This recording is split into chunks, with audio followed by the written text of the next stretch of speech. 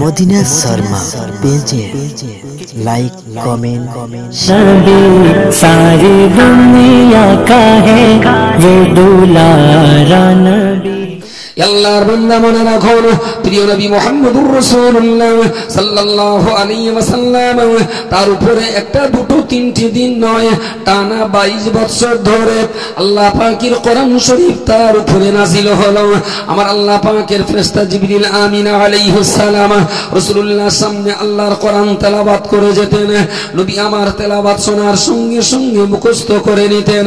উনি যেমন মুখস্থ করতেন, পাশে বসে থাকা সাহাবী যারা তাদেরকে বলতেন, আল্লাহ কোরআনের এই আয়াত নাযিল করেছে, তোমরাও শিগগিরই করে আমি তেলাওয়াত করছি, আমার মুখ থেকে শুনে তোমরা তাড়াতাড়ি করে লিখে নাও। রাসূলুল্লাহর জবান থেকে শোনা কোরআনটাকে ওরা নিজেরা যেমন লিখে নিলেন, সাহাবীরা সঙ্গে সঙ্গে লিখে নিলেন।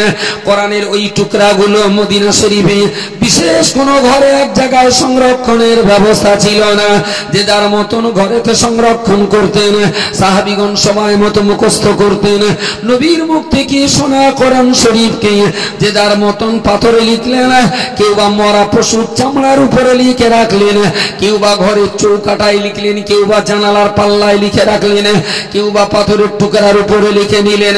বিভিন্ন জায়গায় তারা আল্লাহর কোরআনকে লিখে লিখে যতদূর পর্যন্ত ইসলাম চলে গেল, আল্লাহ পাকের কোরআন শরীফে কোথাও একটা আয়াত, কোথাও 10টা আয়াত, কোথাও একটা সূরা, কোথাও 5টা সূরা, গোটা মুসলিম এরিয়াতে যতদূর পর্যন্ত মুসলমানরা ছড়িয়ে পড়েছে, আল্লাহর কোরআন বিক্ষিপ্ত ভাবে ততদূর পর্যন্ত ছড়িয়ে গেল।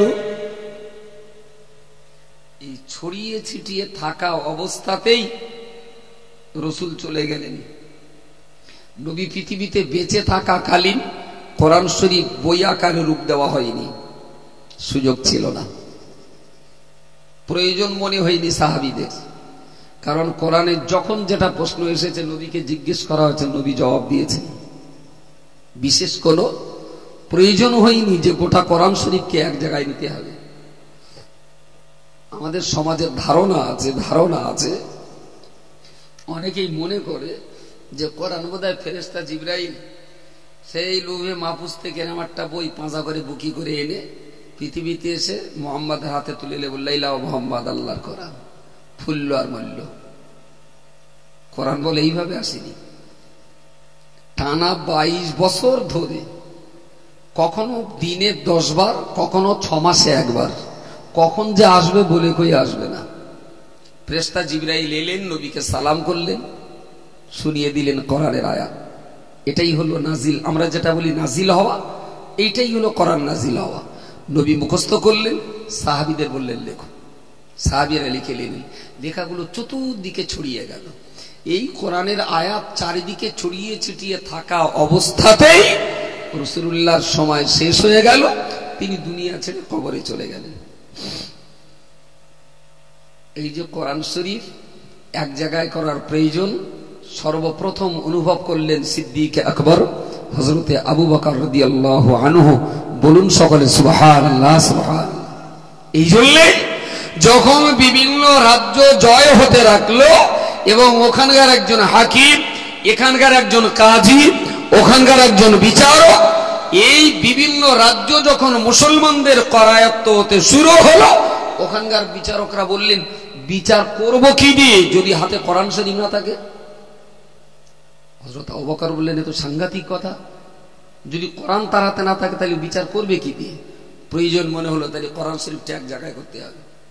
ঘোষণা করে দেওয়া হলো মক্কাতে, মদিনাতে, হেজাজে, তায়েফে, জেদ্দাতে, রিয়াদে, সিরিয়াতে, দামেস্কে, সারা আরব কান্ট্রির যত জায়গায় মুসলমান ছড়িয়ে গিয়েছিল সমস্ত জায়গায় সংবাদ রটিয়ে দেওয়া হলো, যার বাড়িতে কোরআনের যত আয়াত লেখা আছে সবটুকু মদিনা শরীফে জমা দেওয়া। ভালো করে বুঝবেন। ধরুন আমি নবী পাকের দরবারের কাতেবে ওহী ছিলাম, নবীকে বললেন লেখো, আমি লিখে দিলাম। আমার কাছ থেকে আমারই বাবাজি আবার একটা টুকরো লিখে নিলেন, ওনার কাছ থেকে আর একজন ওইটা দেখে আর একজন লিখে নিলেন, তানার কাছ থেকে আর একজন লিখে নিলেন। দেখা গেছে একই আয়াত 3000 সাহাবীর বাড়ি আছে। আবার দেখা গেছে কোরআনের কোন কোন আয়াত মাত্র 10টা সাহাবীর বাড়ি আছে, কোন কোন আয়াত মাত্র 3টে সাহাবীর বাড়ি আছে। আর জীবন্ত কোরআন যারা ছিলেন, রাসূলুল্লাহ দরবারে বসে বসে যারা কোরআন মুখস্থ করেছিলেন, ভাই বদরের যুদ্ধে, ওহদের যুদ্ধে 70 জন সাহাবী যারা শহীদ হয়েছিলেন, এই 70 জনাই ছিলেন কোরআন শরীফের হাফেজ সাহাবী। রাসূলুল্লাহ খুব কেঁদেছিলেন।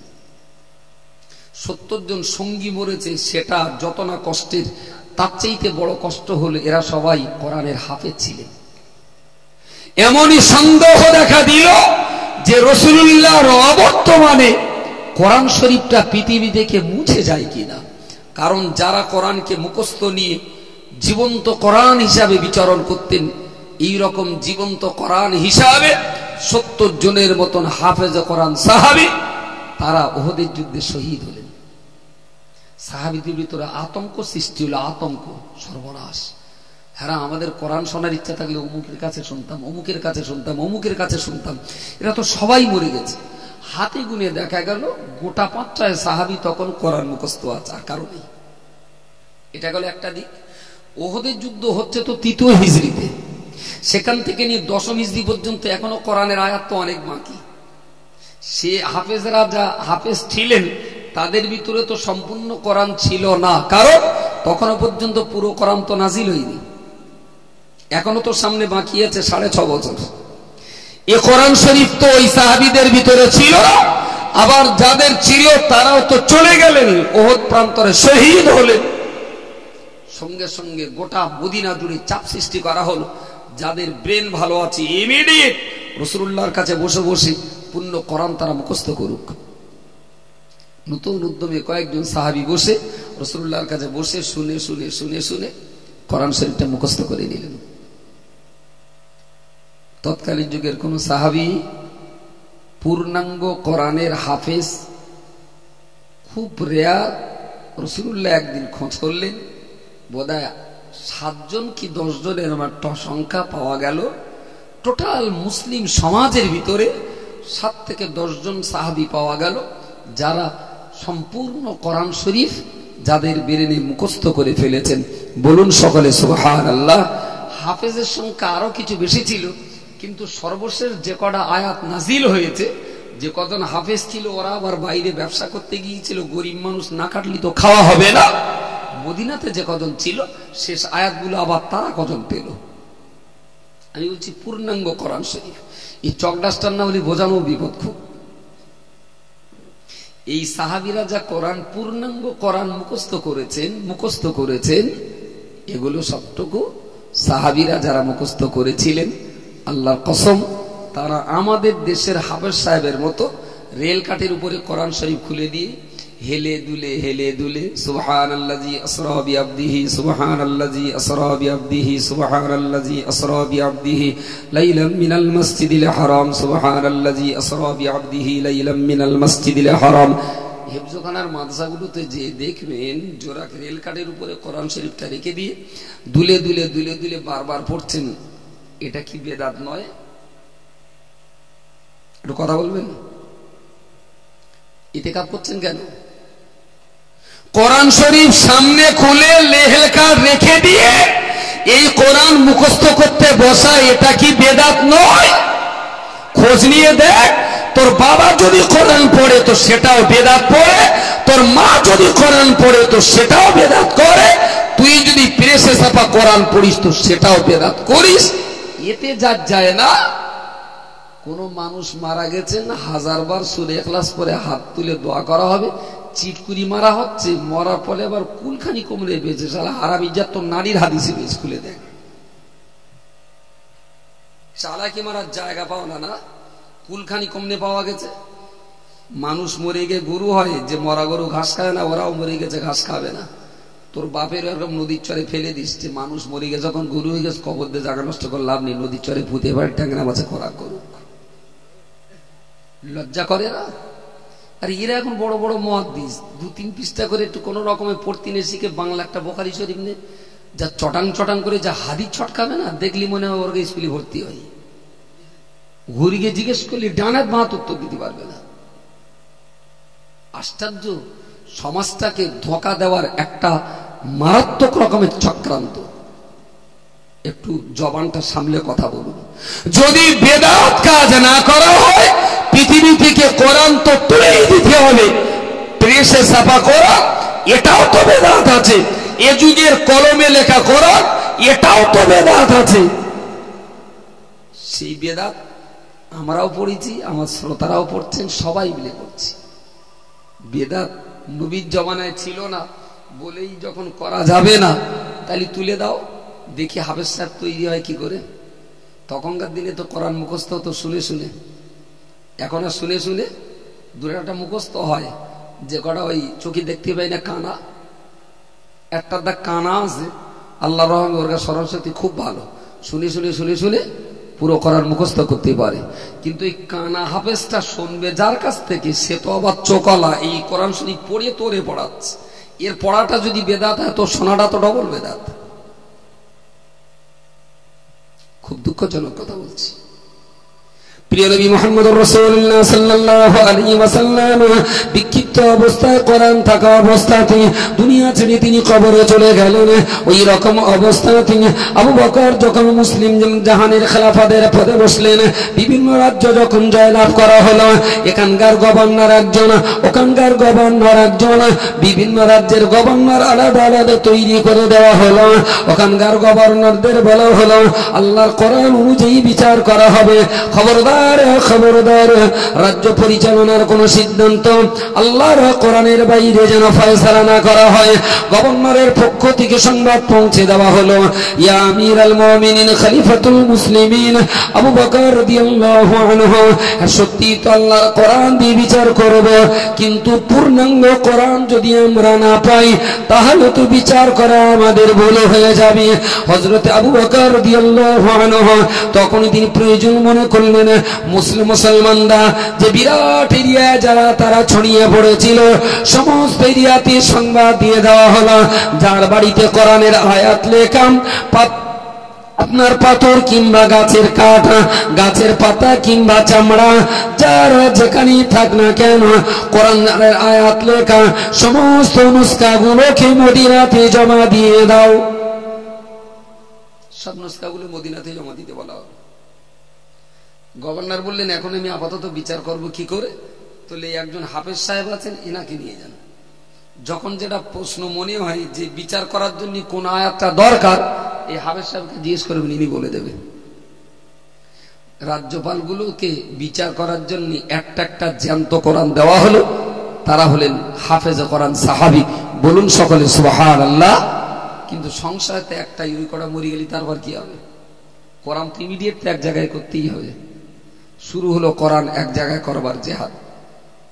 একই আয়াত হয়তো 10,000 জমা পড়েছে, আবার কোন আয়াত মাত্র 5টা জমা পড়েছে।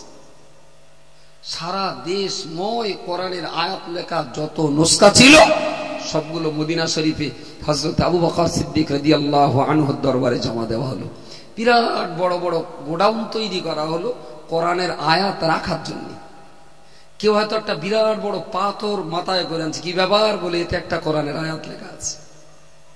হযরত আবু বকরের কঠোর নির্দেশ, এক টুকরো আয়াত যেন কারোর বাড়ি না থাকে, সবটাই জমা দিতে হবে।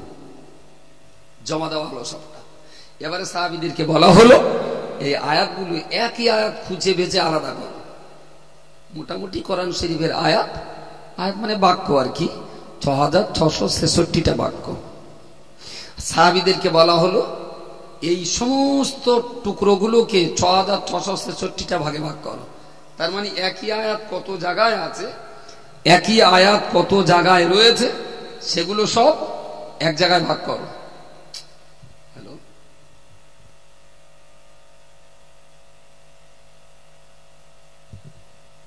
জমা করা হলো এক জায়গায়। এবারে খুঁড়তে দেওয়া হলো যে এই আয়াতটা খুঁটে এক জায়গায় রাখো।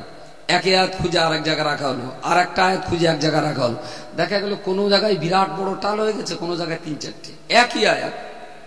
এবারে সমস্ত টাল থেকে একটা করে আয়াত নেওয়া হলো, ইন্না আতাইনাকাল কাউসার। এই বাক্যটা যদি 50টা সিলেটে লেখা থাকে, তা কোরআন শরীফ সংকলনের জন্য এক জায়গায় করার জন্য 49টার দরকার নেই, একটাই তো দরকার। তোর থেকে বেঁচে একটা নেওয়া হলো। উলাইকা আলা হুদাম মির রাব্বিহিম ওয়া উলাইকা হুমুল মুফলিহুন। এই আয়াতটা হয়তো 200 আয়াত জমা পড়েছে, প্রত্যেক একটা নেওয়া হলো, প্রত্যেকটা টালের থেকে একটা একটা করে নেওয়া হলো। এবারে জীবন্ত হাফেজ সাহেব যারা ছিলেন তাদেরকে বসিয়ে দেওয়া হলো, পড়ো কোরআন শরীফ পড়ো, একটা করে আয়াত পড়ো, আর যেগুলো খুঁটে বেছে নেওয়া হয়েছে তুমি একটা আয়াত পড়ো, এই বাছাই করা আয়াত যে আয়াতটা পড়বে সেটা আলাদা রাখো, আবার একটা আয়াত পড়ো, সে আয়াতটা বেছে নিয়ে সেটা রেখে দাও, আবার একটা আয়াত পড়ো।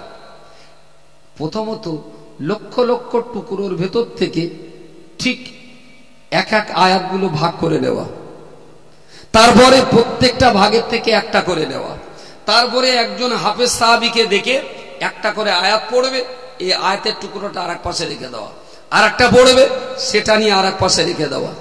একজন সাহাবী এসে সমস্ত আয়াতগুলো পড়লেন, দেখলেন নবীর কাছে আমি যতটা মুখস্থ করেছিলাম এখানে পাথরে লেখার টুকরো দেখা যাচ্ছে 10-15টা টুকরো বেশি হচ্ছে, নবীর কাছ থেকে যা পড়েছিলেন আর লেখা টুকরো 8-10টা বেশি হচ্ছে। সাহাবী তখন মুসলিম জাহানের খলিফা হযরত ওসমান গনির জমানা। ভাই এই যে কাজ, এই 3 মিনিটের ভেতরে যে কাজগুলো বললাম, এই কাজগুলো কি 3 মিনিটের কাজ? হযরত আবু বকরের জমানা চলে গেল, ওমরের জমানা চলে গেল, ওসমান গনির জমানাতে এসে হাফেজ সাহেবদের ডেকে এবারে চেক আপ করা হচ্ছে, কোনগুলো কোরআনের আয়াত সেগুলো তোমরা পড়ে একটু চেক করে দাও। চেক করা হলো, একজন হাফেজ সাহেব চেক করে করে দেখা গেল কয়েকটা টুকরো বেশি হয়েছে, বেশি হয়েছে। হযরত ওসমান গনি বললেন, যে কটা টুকরো বেশি হয়েছে বলছেন ওই টুকরোগুলো আলাদা একটা জায়গায় নোট রেখে দিয়ে সমস্ত টুকরোগুলো আবার এক জায়গায় রাখো, আর একজন হাফেজ রাখো। আর একজন হাফেজকে ডাকা হলো, বললো এই পাহাড়ের ভিতর থেকে একটা আয়াত পড়বে, আর যেটাই পড়বে সেটাই বাছাই করে পাশে রাখো। এখন যদি একজন যে কোনো একজন হাফেজ সাহেবকে বলা হয় সুম্মুম বুকুন উমিয়ুন ফাহুম লা ইয়ারজুন, কোথায় রয়েছে, যদি একটু মদ্দাপানা হাফেজ হয় ওই মিনিটকে নিয়ে তো সময় লাগে, ফটাফট কোরআনের পৃষ্ঠা বলে এই জায়গায় আছে, লাকাদ জাআকুম রাসূলুম মিন আনফুসিকুম, কোথায় রয়েছে আমার আয়াত শেষ করার আগে বলে দেব যায় রয়েছে। কিন্তু এই 6000 আয়াতের একটা একটা টুকরো খুঁজে এক জায়গায় রাখতে হবে। আবার এটাও চিন্তা, পাথরের টুকরোটা একটু টানাটানি করতে যদি ওলট পালট হয়, ফস করে যদি মাঝখান থেকে ভেঙে গিয়ে যদি দুটো শব্দ মুছে যায়, যেগুলো চামড়ায় লেখা আছে তার উপরে যদি পাথরের চাপ সৃষ্টি হলো লেখাটা যদি চেপে যায়, যেগুলো গাছের ডালে আছে কাঠে লেখা আছে ওটা টানাটানি করতে যেয়ে যদি পাথরের খোঁচা লেগে কাঠের একটা ছাল উঠে যায়, তাহলে টুকরোগুলো কতটা সাবধানে রাখতে হচ্ছে। সেই সাবধানতা অবলম্বন করে দ্বিতীয় একজন সাহাবীকে বলা হলো, এগুলো সব কোরআনের আয়াতের টুকরা, সাহাবীদের বাড়ি থেকে জমা করা হয়েছে, তুমি তো নবীর কাছ থেকে কোরআন মুখস্থ করেছিলে, একটুখানি এইগুলো একটা করে আয়াত পড়ার, যে আয়াতটাই পড়বে সেটাই টেনে বার করে আরেক জায়গায় রাখবে। সূরা ফাতিহা থেকে শুরু করে সূরা নাস পর্যন্ত এই যে পরপর, প্রথমে সূরা ফাতিহা, তারপর সূরা বাকারা, তারপর সূরা আলে ইমরান, তারপর সূরা নিসা। ভাই এই যে পরপর সাজানো, নবীর যুগে কি সাজানো ছিল? একটু কথা বলবেন। এরা যে কোরআন শরীফ পড়তেছে তাতে সাজানো আছে না নি? ওইগুলো তো কেড়ে নেওয়া দরকার। সাজিয়েছিল কেডা? তোমার নানা না তোমার দাদু? কোরআন সাজিয়েছিল কেটা? যে প্রথমে সূরা ফাতিহা, তারপরে সূরা আপনার সূরা বাকারা, সূরা আলে ইমরান, সূরা নিসা, সূরা মায়েদা, এই যে পরপর পরপর 114টা সূরা সাজানো হলো, এটাও তো নবীর জমানায় হয়নি, সাহাবীদের জমানায় হয়নি, তাবিঈনদের জমানায় হয়নি, তার পরবর্তীকালে এসে সাজানো হয়েছে। তো এখনকার একটা হাফেজ প্রথম পড়লো আলহামদুলিল্লাহি রাব্বিল আলামিন, এই আয়াতটা বার করে এখানে রেখে দিলাম, আর রহমানির রহিম সেটা খুঁজে নিয়ে এখানে রেখে দিলাম, ইয়াকা না'বুদু ওয়া ইয়াকা নাস্তাঈন ওটা বার করে নিয়ে আরেক জায়গায় রেখে দিলাম। ভাই এই যে কোরআনের একটার পরে একটা, তারপরে আর একটা, তারপরে আর একটা হাফেজ রাজা মুখস্থ করেছে। ভাই তখনকার দিনে হাফেজদের এই পরপর মুখস্থ ছিল না, কেউ আগে পড়লো বাকারা, পরে পড়লো ফাতিহা, তারপর পড়লো ইখলাস, তারপর পড়লো নাস, তারপর পড়লো মায়েদা, তারপর পড়লো ইয়াসিন। যে যেখান থেকে পেরেছে সে সেখান থেকে মুখস্থ করেছে। এখনকার হাফেজ 10টা হাফেজ যদি বলি কোরআন পড়া শুরু করো, এও সেখান থেকে শুরু করবে, ও করবে, ও করবে, 500 হাফেজ সাহেব সূরা ফাতিহাতে শুরু করবে আর সূরা নাসে যে শেষ করবে। কিন্তু তখনকার দিনে এই সূরা তো সাজানো ছিল না, আর হাফেজ সাহেবরা যে যা মুখস্থ করে সব তো বিক্ষিপ্ত ভাবে। সুতরাং আয়াত টেনে বার করার জন্য প্রথম সাহাবীটা যে পরপর পড়েছিলেন, পরের সাহাবী তো সেই সিরিয়ালে পড়বেন না, উনি যেভাবে মুখস্থ করেছে সেইভাবে পড়ছেন।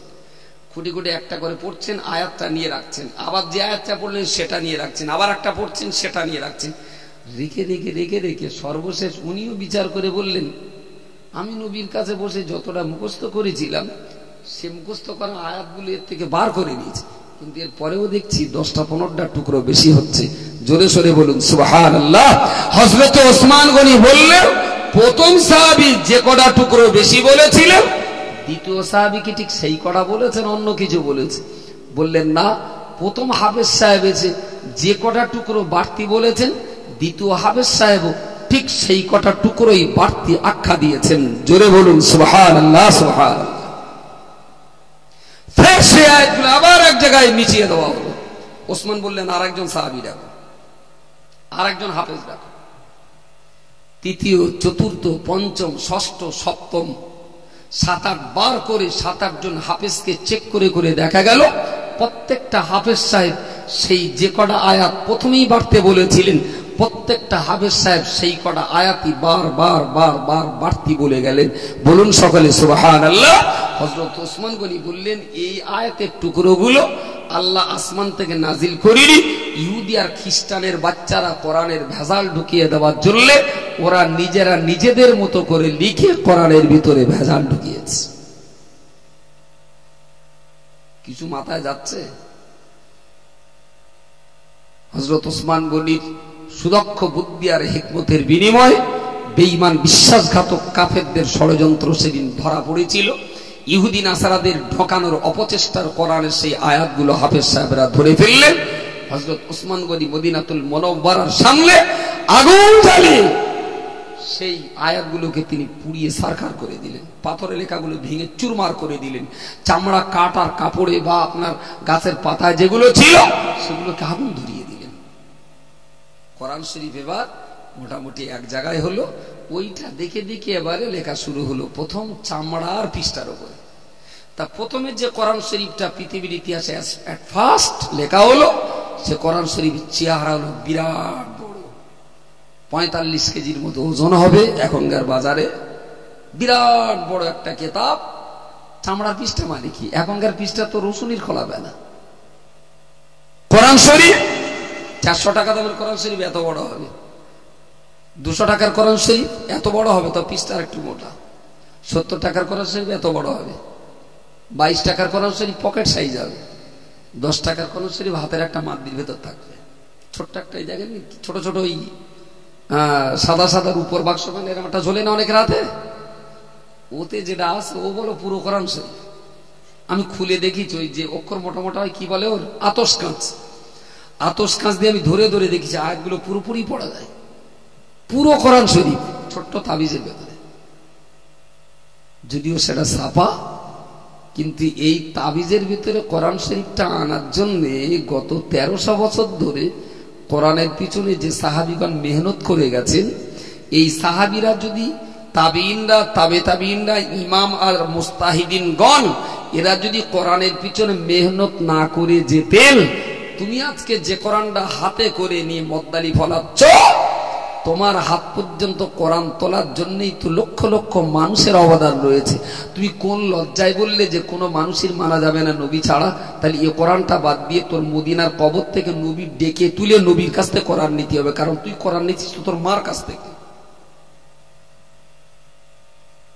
জি, কেন সমাজকে বোকা বোঝানো হয় যে কুলখানি করা কি কোরআনে আছে, কলমাখানি করা কি কোরআনে আছে?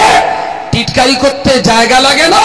কুলখানি করা কোরআনে নেই, আমরা জানি নেই, অবশ্যই নেই। কবর দেওয়ার পরে বাঁশ দিয়ে ঘেরাটা কি কোরআনে আছে? কেউ কি দেখাতে পারবে যে কবর দেওয়ার পরে বাঁশের চটা দিয়ে কবরটা ঘিরে দিতে হবে?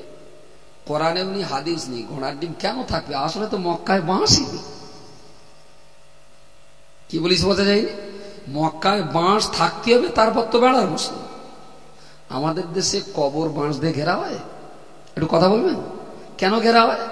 বলা যায় না স্যালেবন বিরিলে মাঠের ধারে ডেড বডির যদি বেইজ্জতি করে, যাতে এই সর্বনাশটা না করে, তার জন্যে বাঁশের বেড়া দিয়ে একটু ঘুরে দেওয়া হয়। এটা তো বেদাত।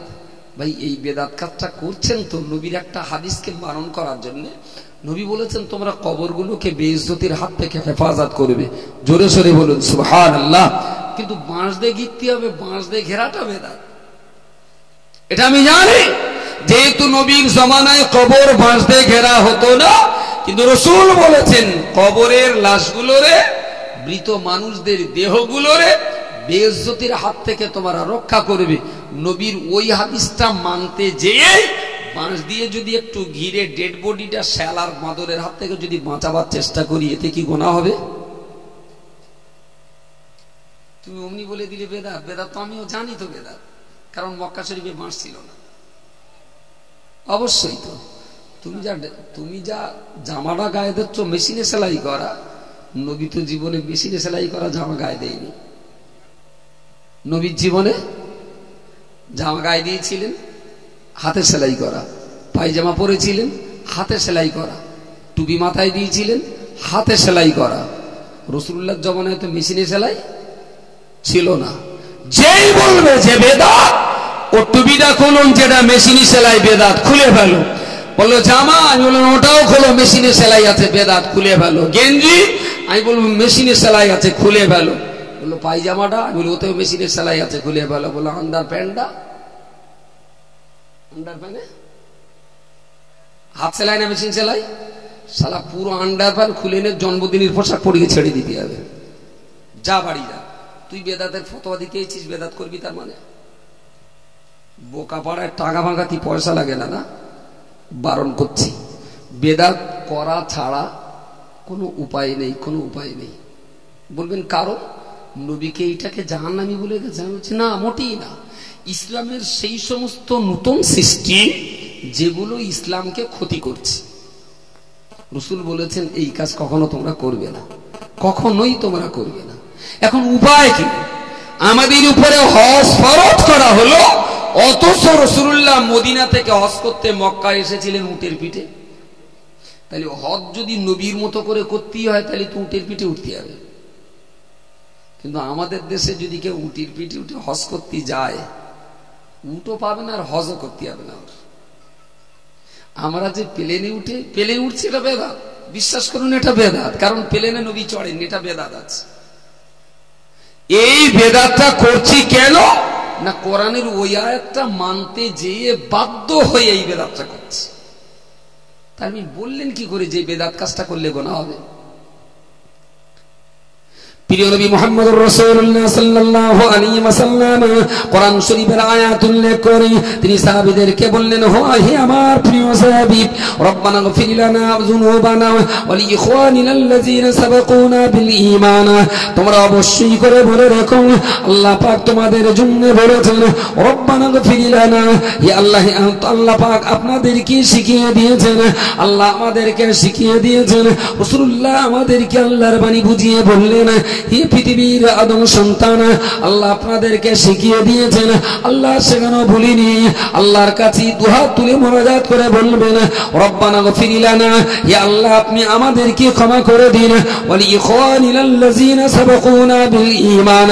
আল্লাহ আমাদের সেই সমস্ত ভাইগণ, সেই সমস্ত ভাইয়েরা, বোনেরা, মায়েরা, বেটিরা, বাবাজিরা, আমাদের পূর্বে যারা কবরবাসী হয়ে গেছেন, আল্লাহ তাদের জীবনের গুনাহগুলোকে আপনি মাফ করে দিন।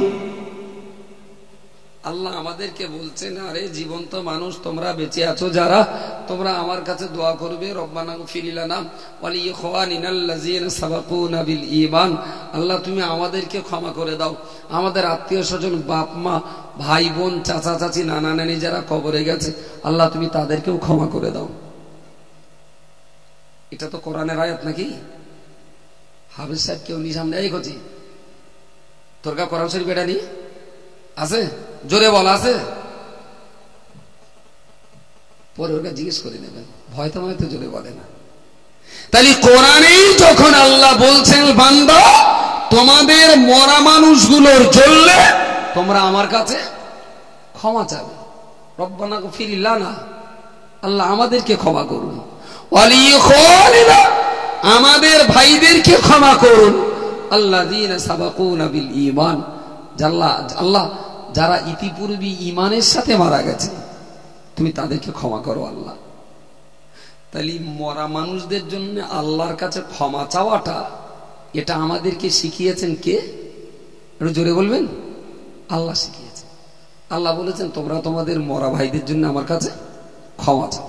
তোমরা চাও, তোমরা তোমাদের ভাইদের জন্য যদি আমার কাছে ক্ষমা চাও, আমি আল্লাহ তাদের ক্ষমা করব। এখন এই ক্ষমা চাওয়াটা রাস্তায় যেতে যেতে হতে পারে। রাস্তায় সাইকেল চালাচ্ছি, মনে মনে করছি আল্লাহ আমার চাচা মারা গেছে, তুমি তার ক্ষমা করে দিও, হতে পারে, অসম্ভব নয়। দুটো ভাত খাতে খাতে বলছে আল্লাহ আমার ভাইটারে তুমি ক্ষমা করে দিও। গাড়ি চাপতে চাপতে হতে পারে, মাঠে ধান রুতে রুতে হতে পারে। তো মূল কথা হলো আল্লাহর কাছে ভাইদের জন্য ক্ষমা চাওয়া। তো সেটা হাটে হতে পারে, মাঠে হতে পারে, ঘরে হতে পারে, উঠোনে হতে পারে, মসজিদে হতে পারে, কবরস্থানে হতে পারে।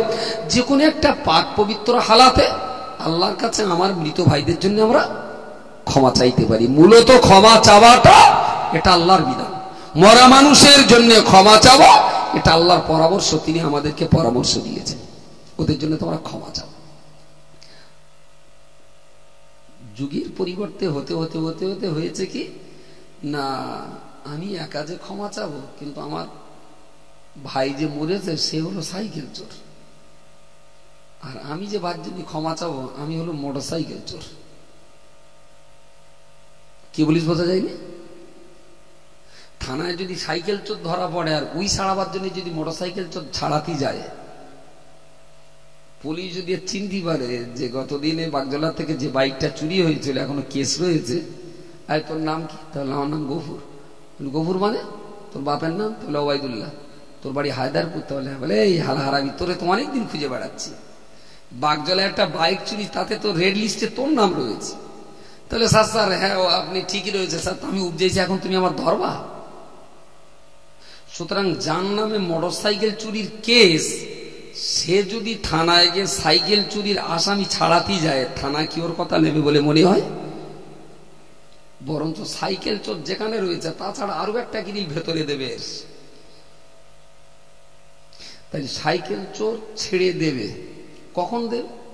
এলাকার কোন সৎ ব্যক্তি, বিশিষ্ট ব্যক্তি, এমন ধরুন আমাদের এলাকার একজন থানার এমএলএ, ধরুন আমাদের কামরুজ্জামান সাহেব ছিলেন বসিরহাট কলেজের প্রিন্সিপাল, খুব নাম করা ব্যক্তি। এমন ওনার মতো একজন সম্মানীয় ব্যক্তি যদি থানায় গিয়ে বলে বড়বাবু ও গরিব মানুষ অভাবের তার একটা সাইকেল চুরি করে ফেলেছে, তোর একটু ছেড়ে দাও, আর এরপরে যদি চুরি টুরি করে আমার কাছ থেকে বুঝে নিও, আমি দায়িত্ব নিই, চোর চুরি করবে না।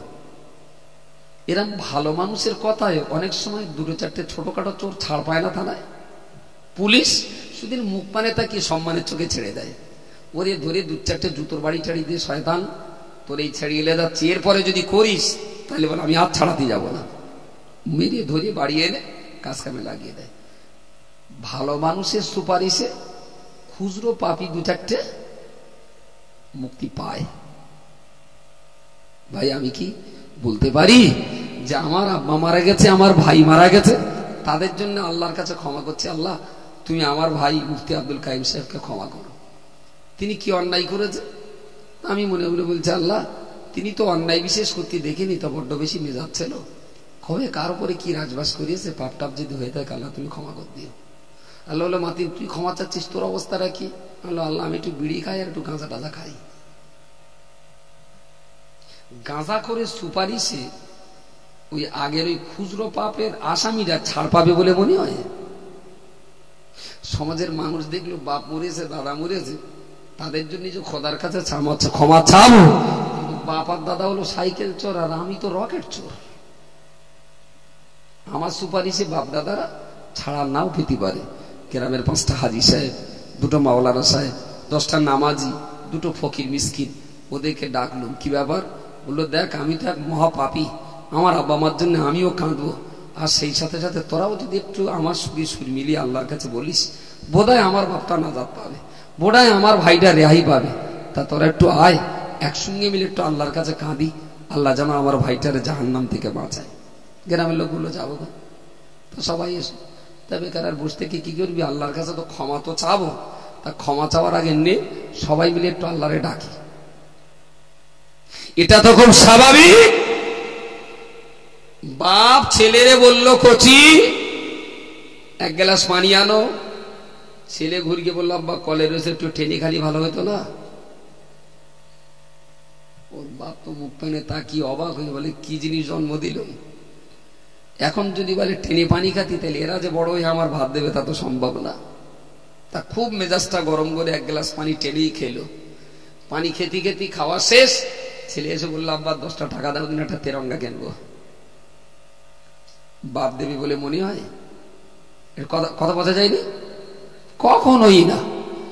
বাপ শুধু গ্লাসটা হাতে করে ধরেছে, ছেলে ফড়াং করে চলে এসে গ্লাস ধরে আব্বা পানি খাবা, পানি পানি পানি ঝাঁ করছে, বল দাবাই মেরে দিচ্ছে। যেহেতু খালি গ্লাস তুলেছে ছেলে বুঝতে পেরেছে আব্বা পানি। বাপের কাছ থেকে গ্লাস কিনে দূর দূর করে বলে কচি কলসিতে নাই, তাহলে না আব্বা কলসি পানি ঠান্ডা খাদি কষ্ট হবে, দাও কলেতে টেনে এনে দিচ্ছে। এই কলের ডাঙে বুক নিয়ে বেদ দিয়ে হ্যাংসা দমকা করে এক গ্লাস পানি টেনে এনে ফের দূরে দিয়ে গেছে। বলে কোথায় আছি, তাহলে বেশ তুমি খাওয়া তারে। এক গ্লাস পানি নিয়ে দেবো তাড়াতাড়ি করে জগে আর খানিকটা পানি, বলে ফের পানি আনলি, বলে আব্বা খেয়ে যদি তুমি আবার চাও, সেজন্য আবার এনে রেখেছে। আচ্ছা এই পানিটা খাওয়ার পরে ছেলেটা যদি আব্বার কাছে বলে আব্বা 10 না দেবো একটা আইসক্রিম খাবো, বাপ দেবে না? দেবে না। তাহলে কিছু নিতে গেলে কিছু দিতে হয়। নেওয়ার সবচেয়ে ভালো লাইন হলো কিছু দেওয়ার পরে কিছু চাওয়া। ডাইনি বামে সালাম ফিরিয়ে নামাজের পরে দোয়া চাওয়া, আল্লাহ তুমি আমাদের কাছে যেটা দাবি করেছিলে ভুল ভ্রান্তি ত্রুটি বিচ্ছুতি যাই করি নামাজটা পড়েছি, আল্লাহ তোমার দাবিটা যখন আমরা পূরণ করেছি, আমাদের একটা ছোট্ট দাবি, আল্লাহ আমার চাচার শরীরটা খুব খারাপ, তুমি একটু সুস্থ করে দাও মালিক। ইবাদতের পরে আল্লাহর গুণগান আর প্রশংসা গুণকীর্তন করার পরেই তো আল্লাহর কাছে দোয়া কবুল হয়। নবী বলেছেন আল্লাহর ইবাদতের পরেই তোমরা আল্লাহর কাছে চেয়েও, ইবাদতের পরের দোয়া আল্লাহ কবুল করতে পছন্দ করেন। বলুন সকলে সুবহানাল্লাহ। দেশের দোষের সমাজের নামাজি রোজাদার সত্যবাদী হাজি গাজী দরবেশ সুফি আল্লাহওয়ালা হাফেজ মাওলানা তাদেরকে বাড়িতে ডেকে বলল যে খোদার কাছে যখন কিছু চাবো সবাই মিলে নাও খোদার কাছে একটু প্রশংসা করে নেই।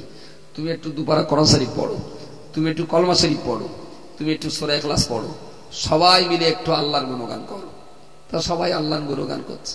আল্লাহর গুণগানটা সবাই করা হয়ে গেল। দুহাত তুলে এবার একজন শুধু কাঁদলো আর বলল, আর আমরা সবাই সেই বলার সাথে আমিন বললাম, আল্লাহ উনি যেটা বলছেন ওটা তুমি কবুল করো আল্লাহ। ইরির ভেতরে বড্ড বেশি বেদাতের গন্ধ পাচ্ছ না? রাখালগাছির মেলায় বছর বছরে হাজার হাজার কুমারী মেয়ে পয়তি হচ্ছে, তার বিরুদ্ধে তোমার তো একটা রা শব্দ সরে না? কোথায় ছিলে ধর্মের ধ্বজাধারী? সমাজ আজকে শেষ হয়ে গেল কবর পূজা করে, কবর সেজদা করে। মহিলাদের শেষ হয়ে গেল মেলার পুজো পার্বণ করে। কত নিরীহ ছেলে তারা সেখানে মাতাল তৈরি হলো। হাজার হাজার সংসার জুয়া খেলে খেলে তারা নিঃস্ব হয়ে গেল। রাখালগাছির মতো মেলায় এমন জঘন্য আর নগণ্য পাপ নেই, সে পাপের বিরুদ্ধে তোমাদের জিহাদ দেখতে পাওয়া যায় না। কারা বাপ মরে গেছে বলে কলমাখানি করে বাপের জন্য দুহাত তুলে কাঁদবে, সেইটা বন্ধ করার টেন্ডার নিয়ে এসেছে। তুমি কি বিল ক্লিন্টনের ভাইরা ভাই? জনগণ কলমা পড়লি তোমার মাথায় রক্ত ওঠে, ওখানে 3 দিন ধরে ফুরন হারে চুল্লু খাওয়া হয়, কই তোমার তো মাথা ব্যস্ত হয়নি? যারা আজকে বেদাত বেদাত করে চেল্লাচ্ছে রাখালগাছির মেলাটা বন্ধ করার জন্য, ওদের মুখে কোনোদিন শুনেছেন? একটু জোরে বলবেন। এরা নাকি এখন ইসলামের ঠিকাদার। ভাই আমি অনুরোধ করছি, বারবার বলছি, বেদাত আমরা জানি, কিন্তু বেদাত মানেই যদি জাহান্নামী বলতে হয়, বেদাত মানেই যদি ইসলাম থেকে খারিজ ভাবতে হয়, তাহলে মনে রাখবেন আপনার জন্ম থেকে নিয়ে এখন যে কাজগুলো করছেন সবটাই বেদাত। যে ঘরে হচ্ছেন হয় টালি নাই সাদ, দুটি বেদাত আছে। রাসূলুল্লাহ জবানে এই সাদও ছিল না, এই টালিও ছিল না। কোথায় থাকবেন আপনি? আল্লাহর হস্তে একটু ক্ষমা সুন্দর চোখে দেখবেন। আমার হাতে সময় খুবই শর্ট। যতটুকু কথা বলেছি এই কথাগুলো কি মাথায় থাকবে? কথাগুলো কি মাথায় থাকবে? একটু মাথায় রাখুন। আর আমি আবার বলছি, আমরা পীর মানি, মাশায়েখ মানি, বুজুর্গ মানি, মুজাদ্দিদ মানি, মুফাসসির মানি। আল্লাহর শপথ করে বলছি, ফুরফুরা পীরকে মানি। কেন মানি? না তিনি নবীকে মানতেন, তাই আমি ফুরফুরার পীরকে মানি। মুজাদ্দিদ আল ফেসানিকে মানি। কেন মানি? না তিনি নবীর পূর্ণাঙ্গ অনুসারী ছিলেন, তাই মুজাদ্দিদ আল ফেসানিকে মানি। আমরা মানি সুফি ফাতেহ আলী ওয়াইসিকে। কেন মানি? না ফাতেহ আলী ওয়াইসি নবীর পাগল ছিলেন, তাই ফাতেহ আলী ওয়াইসিকে মানি। সুফি ফাতেহ আলী ওয়াইসি, নূর মোহাম্মদ নিজামপুরি, মোহাম্মদ হোসেন আকিলপুরি, ইমাম জালালউদ্দিন সিউতি, খাজা মুঈনুদ্দিন চিশতি, সৈয়দ আহমদ বেরেলভি, এই সমস্ত আলেম ওলামা মাশায়েখ বুজুর্গ যারা, ভাই এরা যদি নবীর সঙ্গে এদের সম্পর্ক ভালো না থাকতো, আমরা কি কখনোই এদের পিছনে দৌড়াতাম? কোনোদিন না, কোনোদিন না, কোনোদিন না। এদের পিছনে দৌড়াই কেন? না এরা নবীর পিছনে দৌড়েছিলেন, তাই আমরা এদের পিছনে দৌড়াই। হয়তো বলবেন তাহলে এক চান্সে এদের পিছনে না দৌড়ে এক চান্সে তো নবীর পিছনে দৌড়ালি হতো। এখানতে ফুরফুরা, ওখানতে আজমির, ওখানতে পাঞ্জাব, ওখানতে এলাহাবাদ, লখনৌ হাইকোর্ট হয়ে তারপর মদিনা। এত করবা কেন? ডাইরেক্ট আরব সাগর পার করে মদিনায় যাও। ডাইরেক্ট মদিনায় গেলে তার কোনো সমস্যাই থাকে না, এখানে ডাইরেক্ট মদিনায় চলে যাও। প্রশ্ন একটা আসলেও আমার মনে হয়েছে ভাই,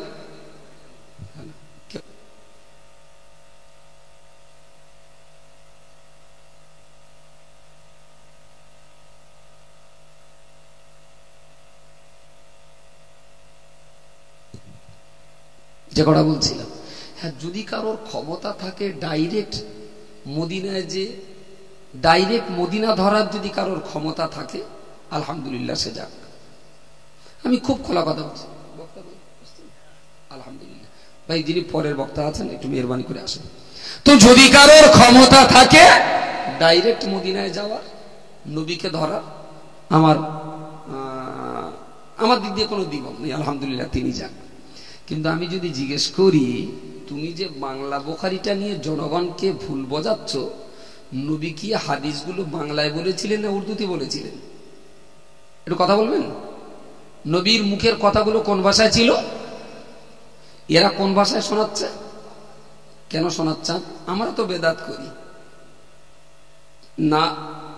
তাহলে এটাও বলতে হবে যে বাংলায় হাদিস শোনাতে নবী এই জায়গাটায় বলেছেন, সেটাও হাদিস দেখাতে হবে। তুমি তো হাদিস ছাড়া কিছু মানো না, তুমি কেন বাংলায় হাদিস শোনাবে? তোমাকে তো হাদিস শোনাতে গেলে আরবিতেই শোনাতে হবে, কারণ রাসূলুল্লাহ যত কথা বলেছিলেন সব তো আরবিতেই বলেছিলেন, তুমি বাংলায় বলবে কেন? সুতরাং ভাই, এরপরেও বলছি, নবী যে হাদিস বলেছিলেন তুমি সে আরবিটা পড়ার ক্ষমতা রাখো না, কারণ আমরা তো জানি তোমার শিক্ষা দীক্ষার দৌড়। তোমার তো কোরআন শরীফ খুলে দিলে আন্ডারভ্যানের দড়ি কেটে যাবে, মিশকাত শরীফ খুলে দিলে তুমি অন্ধকার দেখবা, বুখারী শরীফ খুলে দিলে তুমি মনে করবে এটা বোধহয় জাপানের ম্যাপ। হাদিস কোরআনের তোমার এতটুকু কাণ্ডজ্ঞান নেই, তুমি হাদিসের বাংলা অনুবাদ শুনে যাদের শোনাচ্ছ, তোমার নবীর আরবি হাদিসের বাংলা অনুবাদটা যিনি করেছেন তার এই অনুবাদটা মেনে নেওয়া মানেই তো সে লোকটাকে মেনে নেওয়া। আমার কথাটা বোঝা যায়নি? তাহলে তুমি নিজে বলছো নবী ছাড়া মানা যাবে না, তাহলে যিনি বাংলা অনুবাদ করলেন তুমি তাকে মানছো কেন ভাই? তাহলে এরা কত বড় প্রতারক! ও নিজে অন্য লোকের মানবে, আপনাকে মানতে দেবে না। আপনাকে বলবে শুধু নবী মানো, অথচ মওদুদীকে মানবে। আপনাকে বলবে শুধু নবী মানো, অথচ জাকির নায়েককে মানবে। আপনাকে বলবে শুধু নবী মানো, অথচ আলবানীকে মানবে। আপনাকে বলবে শুধু নবী মানো, অথচ মতিউর রহমান নিজামীর কথা উল্লেখ করে আপনাকে শোনাবে। এক কথাই বলে দিন, ফিতনার হাত থেকে বাঁচার জন্য সহজ রাস্তা বলছি। ও যখন আপনাকে বোঝাতে আসবে যে দেখো ভাই হাদিস কোরআন ছাড়া আর কিচ্ছু মানা যায় না, বললে তুমি যা বলেছ আমার মাথায় থাক, তা তুমি নিজে কি হাদিস না কোরআন? তো বললাম না আমি আব্দুর রহমান। আমি তাই তুমি যখন নিজে হাদিস না কোরআন না, আমি তোমারও মানলাম না। আমার কথাটা বোঝা যায়নি? একদম যেই বই নিয়ে সামনে এসে বলবে ভাই এই দেখো লেখা রয়েছে হাদিস কোরআন ছাড়া আর কিছু মানা যাবে না, ওর মুখের উপরে এই কথাটা বলে দেন যে কোরআন হাদিস তো আমার বাড়িতে আছে, তা তুমি কি কোরআন শরীফ? বলবে না। তুমি কি হাদিস শরীফ নবী? তুমি কি মোহাম্মদ? ও বলবে না। তাহলে তুমি যখন কোরআনও না, তুমি যখন হাদিসও না, তাহলে তুমি যেটা আমার শিখিয়েছো হাদিস কোরআন ছাড়া কিছু মানা যায় না, তোমার ওই কথা অনুযায়ী আমি তোমাকেও মানলুম না, যেহেতু তুমি হাদিসও না কোরআনও না। আমি আপনাদের কাছে আবার বলছি, ইসলামটা 1300 বছর ধরে এই পর্যন্ত আমরা যে নামাজ পড়ি, রোজা করি, হজ করি, জাকাত দিই, ওই কোরআন শরীফের কোন কোন জায়গায় আছে আমরা জানি না, কিন্তু হজ নসিহত শুনে শুনে আলহামদুলিল্লাহ কাজগুলো আমরা করছি, ঠিক না? কোরআন শরীফের কোন জায়গাটায় যা আছে, মাথায় টুপি দেওয়া হাদিস শরীফের কোন জায়গাটায় আছে, এখানে যত মুসলমান টুপি মাথায় দিয়ে রয়েছে 1000-এর ভিতরে একটা মুসলমান বের করতে পারবে না। মিশকাতেও আছে, বুখারীতে আছে, আবু দাউদে আছে, মুয়াত্তা ইমাম মালিকে আছে, তহাবি শরীফে আছে, প্রত্যেকটা হাদিস শরীফের ভিতরে মাথায় টুপির কথা আছে, কিন্তু কোন হাদিসটায় আছে 1000 না 1 লাখের ভিতরে 1 পিস মুসলমান বের করতে পারবে না, কিন্তু মাথায় টুপিটা দেয়। কেন দেয়? না আলেম ওলামারা বলেছেন তাই। তাই তো ডাইরেক্ট যদি হাদিস কোরআন ছাড়া কিছুই মানা যাবে না, তাহলে আলেম ওলামাদের কথায় তো মাথায় টুপি পরা যাবে না, হাদিসে পড়তে হবে তারপর মাথায় দিতে হবে। কে বলিস বোঝা যায়নি? কোরআন হাদিসে আছে যে 12 বছরের বড় হলে তার কাপড় পরতে হবে, 12 বছরের বড় হলে, 9 বছরের বড় হলে মেয়েদের কাপড় পরতে হবে, এটা হাদিস কোরআনের আছে। আচ্ছা আচ্ছা, অবশ্যই আছে। যদি বলেন কোন আলেম ওলামা কিচ্ছু মানা যাবে না, তাহলে বলতে হবে ভাই তুমি জামা কাপড়গুলো সব খুলে ফেলো। কোরআন শরীফের কোন জায়গাটায় রয়েছে যে মদ্দালোকের হেঁটো থেকে নাভি পর্যন্ত ঢাকা, ওই জায়গাটা বের করে দিয়ে তারপর লুঙ্গিটা পরো। ও শালা মরণ পর্যন্ত লুঙ্গি পরার টাইম পাবে না, কারণ খুঁজে পাবে না তো, আছে তো কোরআন শরীফ, খুঁজবে কোথায়? এই খোঁজা কাজগুলো কারা করেছেন? ইমাম, মুজতাহিদ, আলেম, মুজাদ্দিদ, মুফাসসির, তারাই তো কোরআনের আয়াতগুলো খুঁটে খুঁটে খুঁটে খুঁটে আমাদের মেনে চলার রাস্তাটাকে তারা সহজ সাধ্য করে দিয়েছেন। বলুন সকলে সুবহানাল্লাহ। আমরা পীর, আলেম, ওলামা, গৌস, কুতুব, সুফি, দরবেশ আমরা মানি, মানছি আর মানব। যদি কেউ ধোঁকা দেয়, এই ধোঁকাবাজদের প্রতারণার শিকার দয়া করে হবেন না। আমি আবার বলছি, কলমাখানি কলখানি জায়েজ জায়েজ জায়েজ, তবে এটাও বলছি যারা কলমাখানি করবেন মাথায় রাখবেন, আজকালকের কলমাখানি মানে আত্মীয় স্বজন কুটুমরা যে রকমের ধানাসি পরা, জামা কাপড় আর হিল তোলা জুতো পরে নায়ক নায়িকার ড্রেস নিয়ে আসে, ওদের কোনো কাণ্ডজ্ঞান নেই যে কোন বাড়িতে আমি যাচ্ছি। অন্তত পরিবেশের সঙ্গে পোশাকের তো মিল থাকা দরকার ছিল। আমার বলাটা অন্যায় হচ্ছে না তো? যে বাড়িতে ফকির মিসকিন সময় মতো দুটো ভাত না পাওয়া যায়, যদি কলমাখানির দাউদ করাই হয়, দয়া করে যাবেন 200, 500, 1000 বার কলমাটা পড়বেন, দাঁড়াও কলমাটা পড়বেন, তারপরে দোয়াদানি করে যদি বাড়িওয়ালা এক গাল খাওয়া দেয় আলহামদুলিল্লাহ খাবেন। কিন্তু এখন দেখেছি খাবার আয়োজন হয় 10,000, কলমা পড়ার সময় লোক থাকে 500। এরা কলমা কালাম পড়ে যখন কবর জিয়ারাত করতে যায়, জিয়ারাত করে ফিরে এসে দেখে পুরো সব ভর্তি, 3 ঘন্টা দাঁড়াও তারপর খালি।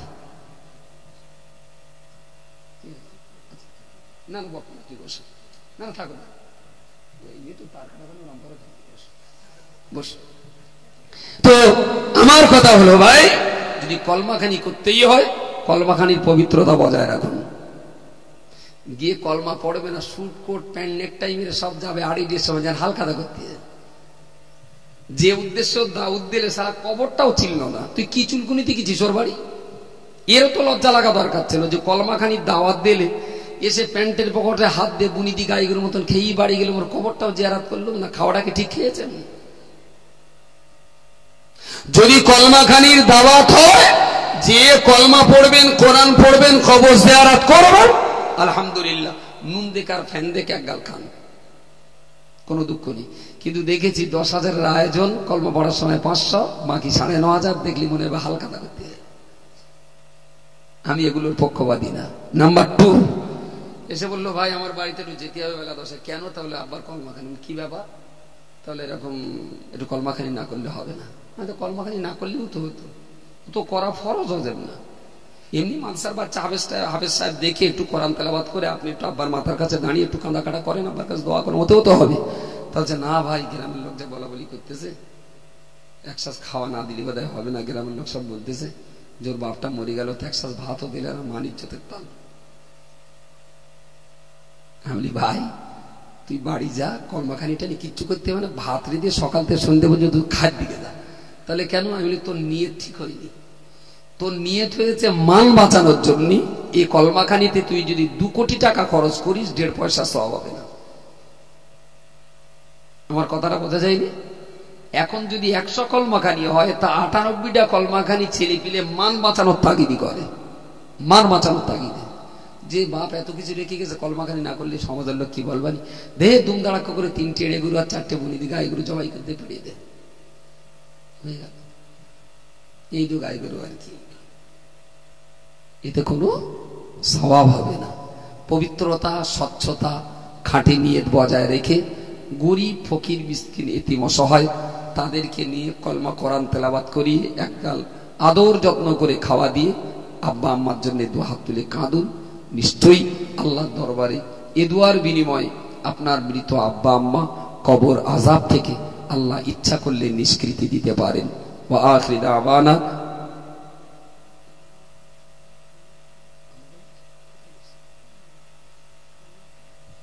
আল্লাহুম্মা আমিন।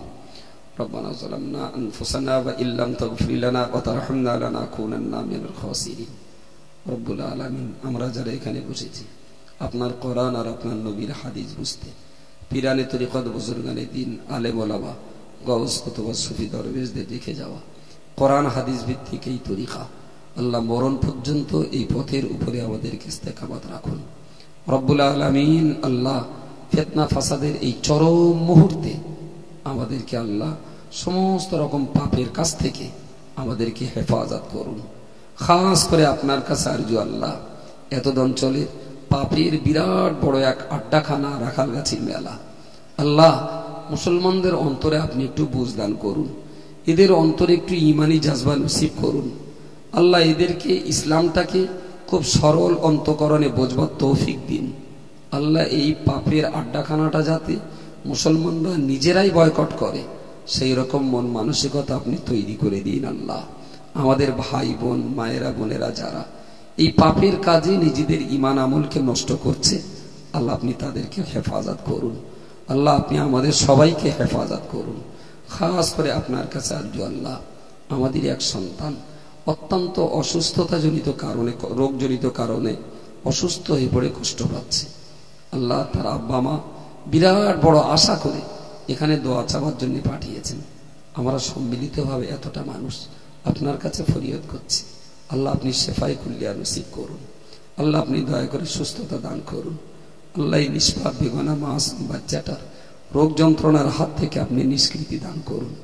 আল্লাহ রোগ দেওয়ার মালিকও আপনি, সুস্থ করার মালিকও আপনি, পৃথিবীর সব ডাক্তারের বড় ডাক্তার আপনি। আল্লাহ আপনি যদি আদেশ দেন তবে সুস্থ হতে পারে। সারা পৃথিবীর ডাক্তার আর ওষুধ গুলে খাওয়ালেও আপনার রহমত না হলে রোগী কখনো সুস্থ হবে না। তাই পৃথিবীর কোনো ডাক্তারের কাছে রোগ সারাবার জন্য আমরা দাবি করিনি, আমরা রোগ সারাবার জন্য দাবি করছি শুধুমাত্র আপনার কাছে। আপনি দয়া করে সম্পূর্ণরূপে এই বাচ্চাটাকে সুস্থতা নসিব করুন। আল্লাহ সামি'না ওয়া আতা'না গুফরানাকা রব্বানা ওয়া ইলাইকাল মাসির। সুবহানা রাব্বিকা রাব্বিল ইজ্জাতি আম্মা ইয়াসিফুন ওয়া সালামুন আলাল মুরসালিন ওয়ালহামদুলিল্লাহি রাব্বিল আলামিন বিরহমাতিকা ইয়া আরহামার রাহিমিন বিহাক্কি লা ইলাহা ইল্লাল্লাহু মুহাম্মাদুর রাসূলুল্লাহ। আসসালামু আলাইকুম।